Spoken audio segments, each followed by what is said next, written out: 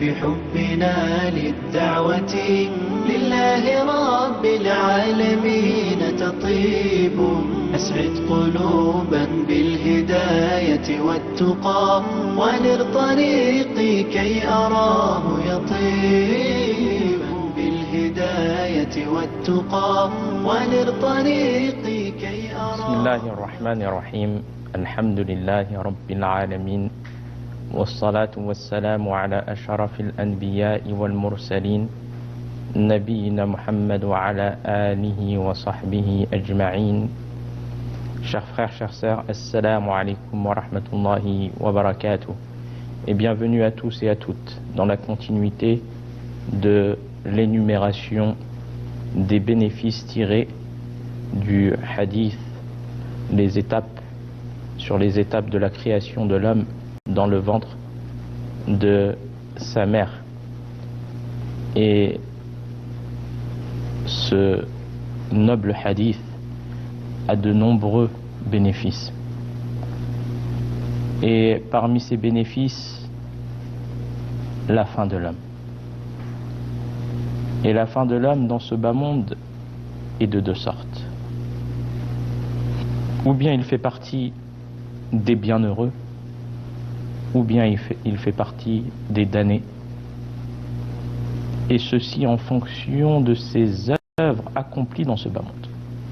Donc c'est pour cela, chers frères, chères sœurs, le fait qu'on se rappelle tous l'importance d'œuvrer, l'importance d'accomplir des œuvres, pendant qu'on en a toujours l'occasion. Parmi les morts, ils souhaiteraient revenir, ils espéreraient revenir afin de n'accomplir ne serait-ce qu'une bonne action. En voyant que tout, quand la personne est dans l'au-delà et que l'au-delà se dévoile à elle, elle voit que son au-delà repose, tout repose sur ce qu'elle a accompli dans son temps d'existence sur terre. Et par la grâce d'Allah subhanahu wa ta'ala, le fait qu'on soit parmi les vivants. Et que la personne, elle est toujours dans la capacité d'accomplir des œuvres qu'elle emportera avec elle, qu'elle amènera avec elle dans sa tombe. Et c'est pour cela que la personne, elle se doit de manière journalière d'accomplir des œuvres qui seront cause de son bonheur éternel dans l'au-delà. Et de savoir que ce bas monde est une vie qui prendra fin et une vie éphémère. Et que l'au-delà est éternel.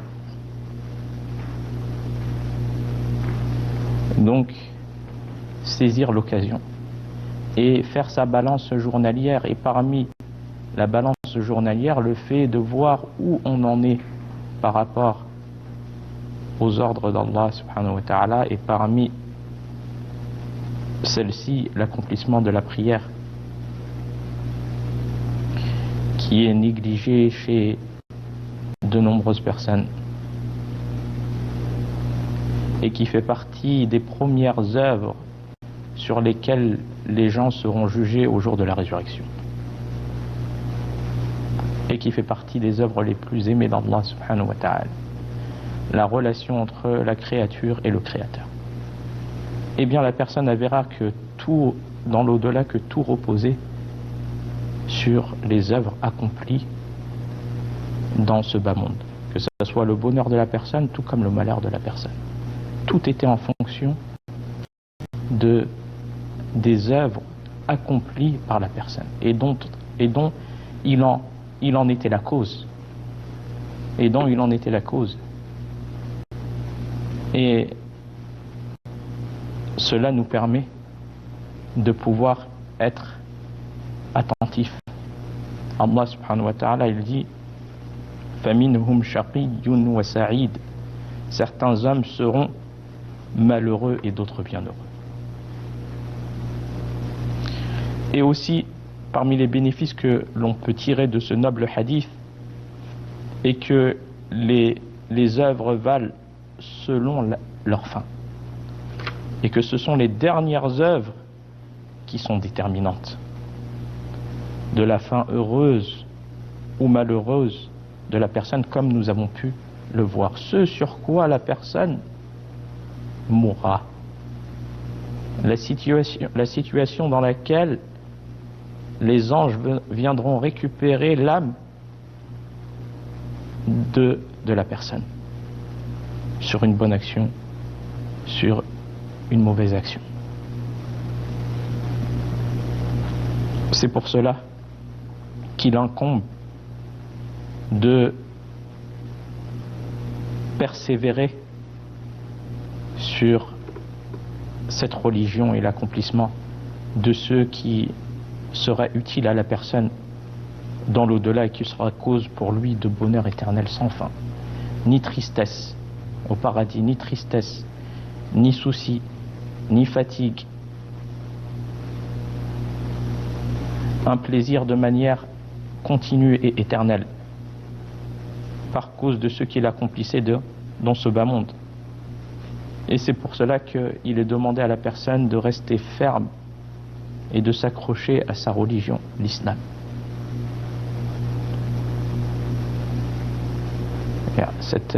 Cette noble religion qui est l'islam et ce qu'elle contient comme bienfait dans ce bas monde tout comme dans le delà pour la personne, et de remercier Allah subhanahu wa ta'ala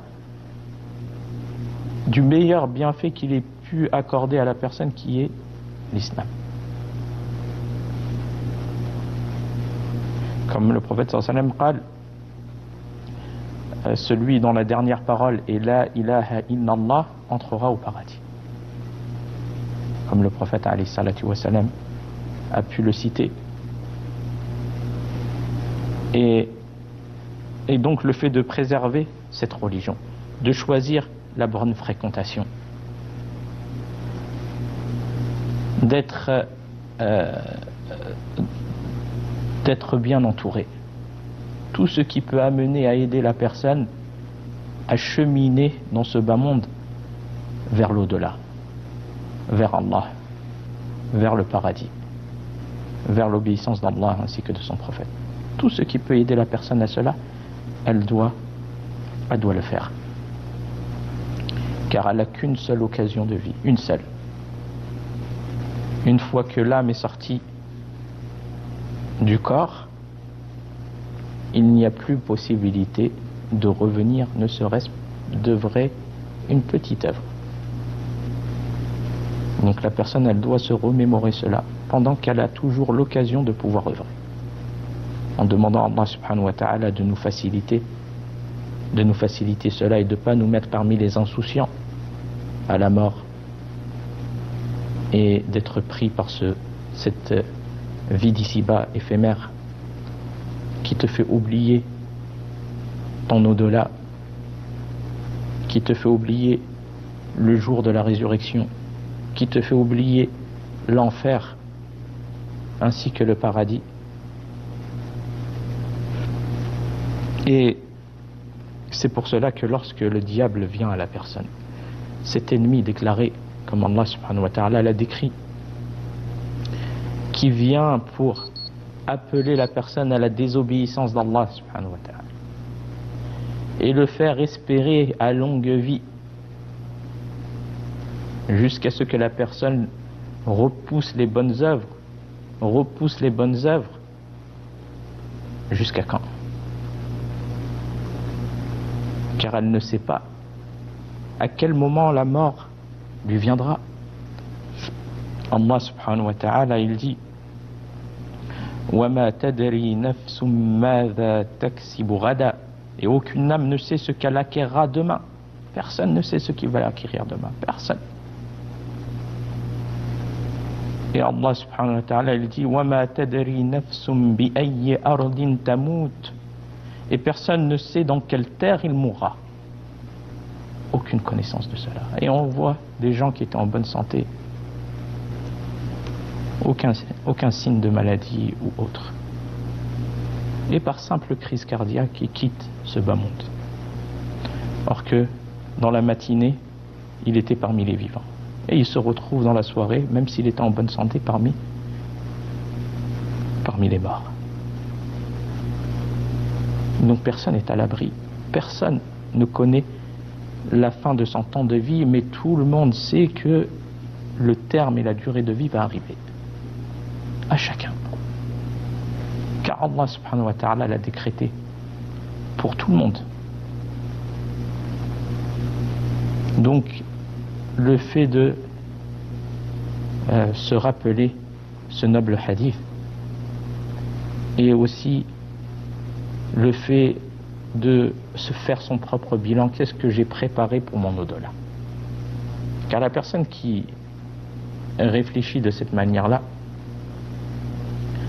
c'est une personne qu'Allah lui a accordé la réussite de la bonne pensée, la bonne préparation, et ça l'amène à se préparer de manière quotidienne. Et donc, quand le diable vient pour appeler la personne à la désobéissance, il doit se rappeler ce hadith, se remémorer ce noble hadith et penser à la mort. Car la personne est ignorante de sa venue. Et sur quelle œuvre elle souhaite que les anges viennent récupérer son âme?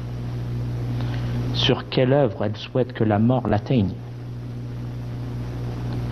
Est-ce que ce sont les œuvres des gens du paradis ou les œuvres des gens de l'enfer? Et sans aucun doute, la personne souhaite, et on demande à Allah subhanahu wa ta'ala de nous accorder à tous cela, que notre âme soit reprise et Allah est satisfait de nous.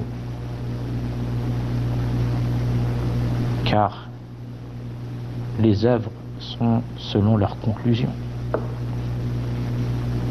Donc quelle situation mon âme sera reprise? La personne souhaite que son âme soit reprise dans l'adoration d'Allah subhanahu wa ta'ala, sur une œuvre pieuse, la satisfaction d'Allah. C'est pour ça qu'il est demandé de multiplier les bonnes actions de manière quotidienne, afin d'espérer qu'Allah, et en demandant à Allah la bonne fin, afin d'espérer qu'Allah y prenne son âme sur une œuvre pieuse. Et la personne ne doit pas se leurrer sur et être pris d'admiration de ses adorations, et juger les gens et oublier sa propre personne. Car on vit dans une époque où il est facile de trouver les défauts des gens, porter des jugements sur les gens de manière rapide. Et beaucoup de personnes ils portent des jugements tout en oubliant sa propre personne et ses propres défauts. Et aussi craindre la nuisance à autrui. Le fait de craindre cela. Car peut-être que cela soit une cause de mauvaise fin pour la personne et que ça se retourne sur elle au moment de la mort. Et donc, la personne elle doit craindre la désobéissance et que son âme soit reprise à un moment de désobéissance. C'est pour ça que la personne elle a besoin de rappel de manière continue, afin de ne pas être dans l'insouciance. Et quand son âme elle la pousse à la désobéissance, ou le diable la pousse à la désobéissance, se rappeler que peut-être que la mort me vient au moment où je suis en train d'accomplir cet acte et que je meurs sur cela. Et le refuge est auprès d'Allah Azza wa Jal. Tout comme la personne qui est assidue à la bonté envers les parents, à l'obéissance à Allah, à l'obéissance du prophète alayhi salatu wassalam, et aussi au suivi de la sunna du prophète alayhi salatu wassalam, mais dans la continuité de cela, l'accomplissement des prières quotidiennes, l'accomplissement de la prière du Fajr, et qu'il a des œuvres qui sont cachées entre lui et Allah subhanahu wa ta'ala, le fait qu'il espère par cela que Allah y prenne son âme sur une œuvre parmi ces œuvres accomplies de manière quotidienne. Et la personne, il y a deux situations. Soit les anges ils viennent la récupérer, les anges de la miséricorde viennent récupérer son âme. Et on demande à Allah subhanahu wa ta'ala cette bonne fin pour tous. Comme Allah azza wa jalla il dit concernant les anges de la miséricorde, ils viennent récupérer l'âme du croyant.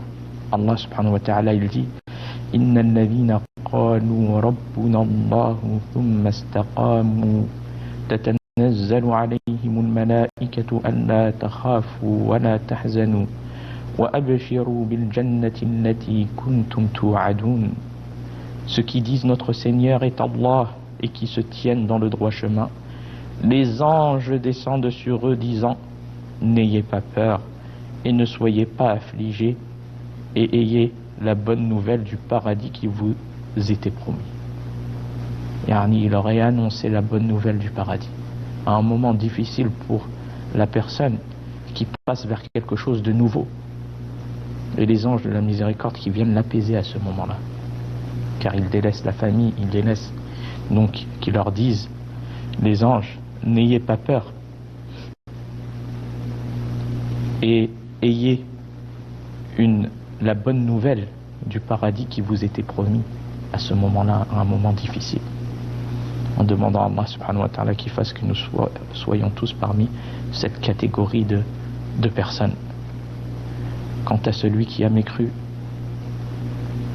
et que les anges du châtiment viennent récupérer son âme et le refuge est auprès d'Allah, Allah a donné cette description par sa parole. وَلَوْ تَرَى إِذِ الظَّالِمُونَ فِي غَمَرَاتِ الْمَوْتِ وَالْمَلَائِكَةُ بَاسِطُو أَيْدِيهِمْ أَخْرِجُوا أَنفُسَكُمْ الْيَوْمَ تُجْزَوْنَ عَذَابَ الْهُونِ بِمَا كُنْتُمْ تَقُولُونَ عَلَى اللَّهِ غَيْرَ الْحَقِّ وَكُنْتُمْ عَنْ آيَاتِهِ تَسْتَكْبِرُونَ. Et si tu voyais les injustes lorsqu'ils seront dans les affres de la mort et que les anges leur tendront les mains disant laissez sortir vos âmes, aujourd'hui vous subirez le châtiment de l'humiliation pour ce que vous disiez sur Allah d'autre que la vérité et parce que vous vous détourniez orgueilleusement de ces versets. La personne elle doit ressentir cela, ces deux situations, afin de demander à Allah subhanahu wa ta'ala la bonne fin et d'être préservé de la mauvaise fin. Et la personne elle voit quand il lui est dévoilé l'au-delà et qu'elle voit la vérité avec certitude, elle voit que tout reposait sur ses actions accomplies dans ce bas monde. Tout reposait sur cela. Elle voit la répercussion des actes accomplis, que ce soit en bien ou en mal, dans l'au-delà. Alors la personne, elle souhaiterait revenir afin d'accomplir ne serait-ce qu'une bonne action. Mais il n'est pas possible. Une fois que la personne, l'âme est récupérée et qu'elle fait partie des morts, ses œuvres sont arrêtées. Et elle voit cela, elle souhaiterait revenir, ne serait-ce que pour œuvrer afin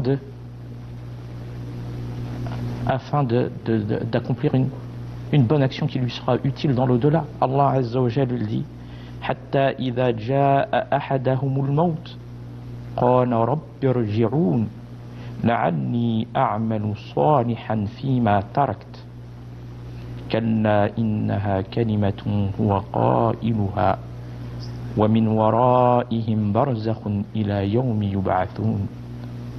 Regardez l'importance des actions accomplies dans ce bas monde. Des bonnes actions, ce que la personne peut faire comme bonne action qui soit cause d'être préservée de l'enfer et d'un bonheur, d'atteindre le bonheur éternel, qu'elle ne le néglige pas. Regardez, Allah subhanahu wa ta'ala décrit la situation des personnes qui regrettent Allah il dit, puis lorsque la mort vient à l'un d'eux, il dit, Seigneur, fais-moi revenir sur terre, dans ce bas monde. Pourquoi? Est-ce que c'est pour faire du commerce? Est-ce que c'est pour faire fructifier son bas monde? Non. Pourquoi il veut revenir? Quelle est la cause de revenir? Allah, le Seigneur de l'univers, il décrit quelle est la cause de l'envie de son retour dans ce bas monde, après que tout lui ait été dévoilé. Regardez qu'est-ce qu'il dit.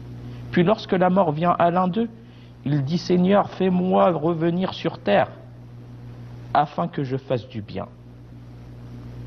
Afin que je fasse du bien dans ce que je délaissais. Regardez le regret. Alors quelle est la réponse? Non, c'est simplement une parole qu'il dit. Derrière eux cependant, il y a une barrière jusqu'au jour où ils seront ressuscités. Regardez la plus grande perte. La personne, elle peut perdre, échouer à un examen dans ce bas monde, échouer à un commerce et se rattraper dans d'autres choses. Mais quand la mort vient à la personne, il n'a plus la possibilité de revenir pour accomplir quoi que ce soit. Donc son occasion, c'est l'occasion dans laquelle il se trouve maintenant. Les gens espéreraient parmi les mourants être à la place des vivants dans le but d'accomplir une bonne action. Non pas pour ces biens éphémères de cette dunya, mais dans le but d'accomplir ne serait-ce qu'une bonne action qui soit utile à la personne. Allah subhanahu wa ta'ala il dit وَتَرَى الظَّالِمِينَ لَمَّا رَأَوْا الْعَذَابِ يَقُولُونَ هَلْ إِلَى مَرَدٍ مِّن سَبِيلٍ. Et tu verras les injustes dire en voyant le châtiment, il y a-t-il un moyen de retourner sur terre? Donc on voit l'importance des œuvres et de l'accomplissement des bonnes actions. Mais qu'est-ce qui peut nous pousser et nous permettre de sortir de cette insouciance? Le fait de se rappeler la mort. Et le prophète alayhi salatu wa salam a orienté la communauté à cela. عن أبي هريرة رضي الله عنه قال رسول الله صلى الله عليه وسلم أكثروا ذكر هادم اللذات يعني الموت. D'après Abu Huraira, qu'Allah l'agrée, le prophète sallallahu alayhi wa sallam a dit, rappelez-vous fréquemment celles qui coupent les plaisirs dans lesquels on se trouve de manière continue. Qu'est-ce qui coupe les plaisirs? En voulant dire par cela la mort. Cheikh Al-Uthaymin rahmatullah alayhi a dit, ce hadith encourage vers le fait de mentionner régulièrement la mort, que la personne le fasse seule en réfléchissant. Je vais quitter un jour ce bas monde. En réfléchissant à ce sujet ou bien en discutant avec d'autres personnes, qu'Allah subhanahu wa ta'ala nous fasse parmi les éveillés et non les insouciants. Wa fil khitam, هذا والله أعلم وصلى الله على نبينا محمد والسلام عليكم ورحمة الله وبركاته. وانر طريقي كي أراه يطيب أسعد قلوب